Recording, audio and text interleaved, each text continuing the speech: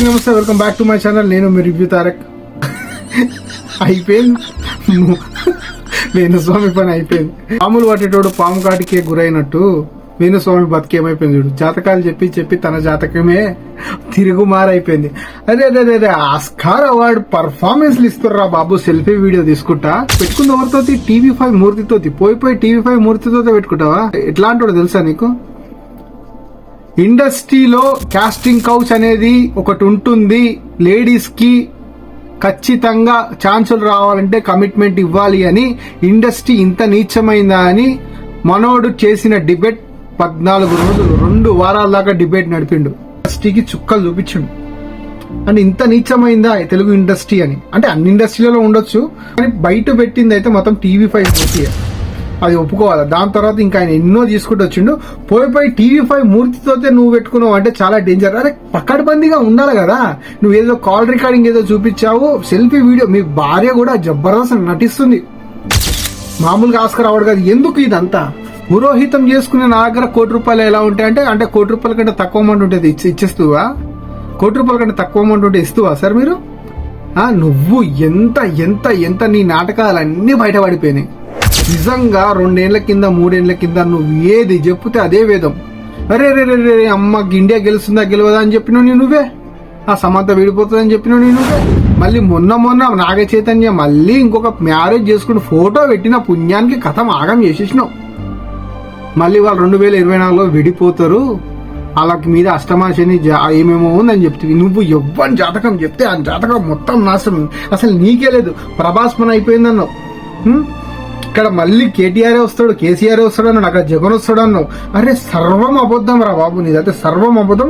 ఇప్పుడు నీకు మీ కమ్యూనిటీ వాళ్ళు బ్రాహ్మణ సంఘాలు వచ్చి నీకు సపోర్ట్ చేయాలా? ఏం పొడిచిన సపోర్ట్ చేస్తారు నీకు? నువ్వు ఏ చక్క చేసినా సపోర్ట్ చేస్తారు. ఏదైనా సంసారాలను కలిపావు నువ్వు? ఉన్న సంసారాలను విడదీసుడు తప్ప నీకేం తెలుసు అని నాగ చైతన్య సమంత విడిపోతారు అన్నావు. కథం అది యాదృచ్ఛికంగా జరిగిందా, నువ్వు చెప్పినందుకు జరిగిందా? కథం. దాని తర్వాత మళ్ళీ మన పోస్ట్ పెడితే దానిపై మంచు విష్ణు కూడా యాక్షన్ తీసుకున్నాడు. నీకెందుకు పర్సనల్ పనులు? నీకెందుకు? నీ జాతకం తెలియదా? ఇప్పుడు 2024 ఆగస్ట్ 15 తారీఖు తర్వాత నా జాతకం మారుతుందా నీకు తెలియదా? నీ జాతకం నువ్వు చూసుకోలేవా?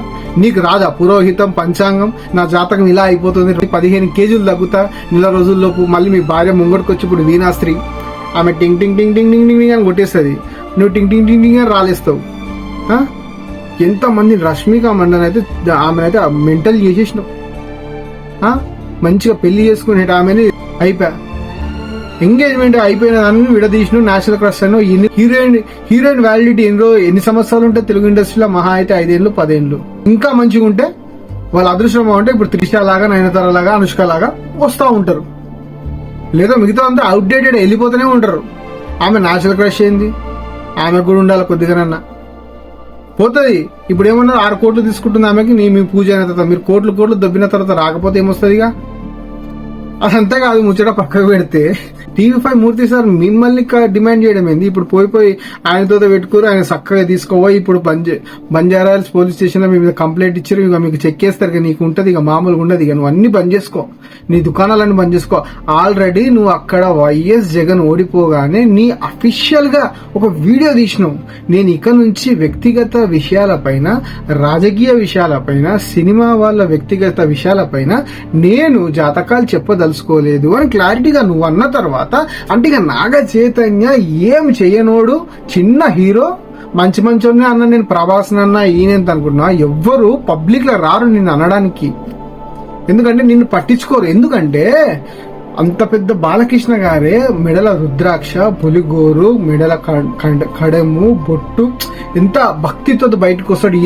ఆయన సినిమా ఓపెనింగ్ నిన్ను పిలిచిండా? నువ్వు నంబర్ హౌలగాని మంది తెలిసే కదా విలువలేదు.